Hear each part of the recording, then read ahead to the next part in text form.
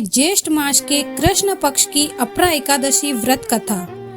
मान्यता है कि जो भक्त श्रद्धा और भक्ति से अपरा एकादशी का व्रत करते हैं उनके सभी पाप नष्ट हो जाते हैं और भगवान विष्णु की कृपा सदैव प्राप्त होती है। तो आइए सुनते हैं पावन अपरा एकादशी की व्रत कथा।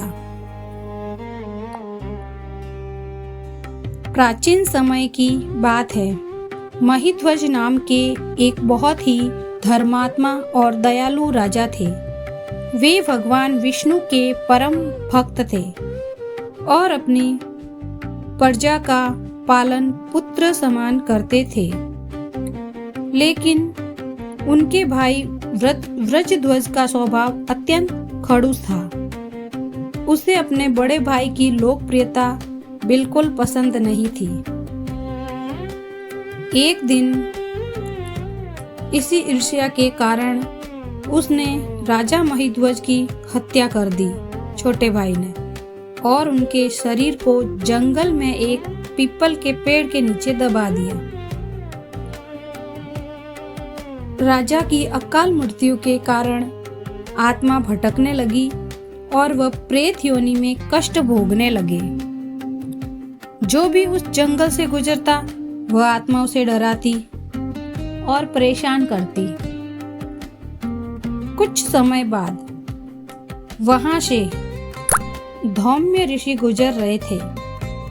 उन्होंने अपनी दिव्य दृष्टि से पूरी घटना जान ली।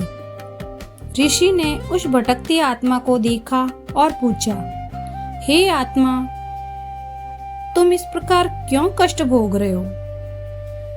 तब राजा महिध्वज की आत्मा ने सारी घटना ऋषि को बताई और मुक्ति का उपाय पूछा कि मुझे इससे कैसे मुक्ति मिल सकती है। ऋषि, मुझे उपाय बताइए। धौम्य ऋषि ने कहा, हे राजन, तुम्हारी मुक्ति केवल अपरा एकादशी का व्रत के पुण्य से ही संभव है। इसके बाद ऋषि ने बोला कि मैं तुम्हारे लिए ये व्रत करूंगा, और ऋषि ने विधि विधान से अपरा एकादशी का व्रत किया और उस व्रत का सारा पुण्य राजा महिध्वज की आत्मा को समर्पित कर दिया। व्रत के प्रभाव से तुरंत ही राजा प्रेत योनि से मुक्त हो गए। उनका दिव्य शरीर प्रकट हुआ और वे भगवान विष्णु का स्मरण करने वैकुंठ धाम को चले गए।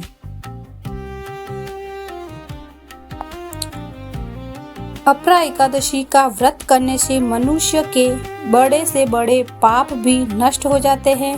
जो भक्त सच्चे मन से भगवान विष्णु का स्मरण करते हैं उन्हें सुख, शांति और मोक्ष की प्राप्ति होती है। यदि आपको ये कथा पसंद आई हो तो वीडियो को लाइक, शेयर और सब्सक्राइब जरूर करें और भगवान विष्णु का आशीर्वाद पाने के लिए कमेंट में लिखे ओम नमो भगवते वासुदेवाय। जय श्री हरि।